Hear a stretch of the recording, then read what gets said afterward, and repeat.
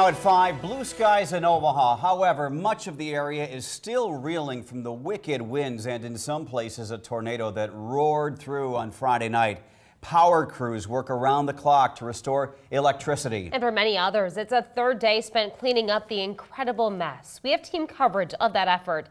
3 News Now reporter Megan Hahn is live in Bellevue, the area hardest hit. Reporter Shantae Passmore on the tree drop-off locations. And Weather Alert meteorologist Jennifer Zeppelin has a look at the forecast for tonight. We begin, though, live with Megan Hahn.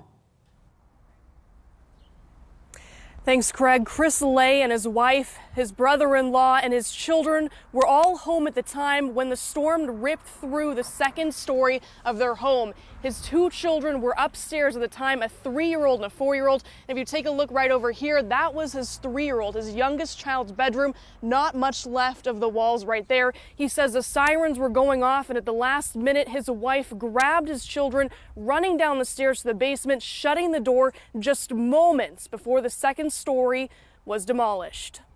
And she started seeing our fence flying across the yard.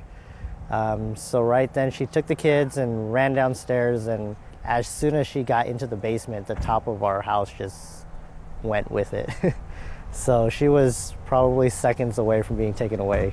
Chris Lay says he was trapped in the Shadow Lake area during the storm's worst when he got the stomach-dropping news from his wife at home. I got a text that said half of our house is gone and our fence is flying away with it. And I thought she was kidding and trying to make it so that I get home faster.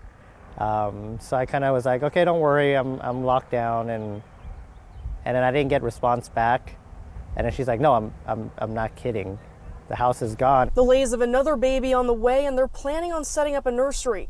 Instead, they're facing the prospect of rebuilding their lives from scratch. And yeah, so that was supposed to be the nursery, that middle room. The Lays say a neighboring family welcomed them into their home Friday night for shelter and food. Neighbors describe the community as a small cavalry banding together in this time of crisis. I've been in a tornado before, passing over, but no, I've not been part of one like this. It's just a ton of cleanup. But again, I've heard there's no loss of life, so that's a good thing. We're from California. We've never experienced a community like this, and for someone to just accept us into their house without even knowing us and all our dogs, and it was puts faith back in humanity. Driving through the Two Springs neighborhood today, it was hard to find a home or a yard that wasn't touched by this storm. There's still branches all over, down signs on the ground. We also spoke with Habitat with Humanity volunteers who were out here earlier. They're saying there simply aren't enough bodies out here to get all the work done needed for this cleanup. We'll have more information on our website about how you can get involved and volunteer. Reporting from Two Springs, I'm Megan Hahn, 3 News Now.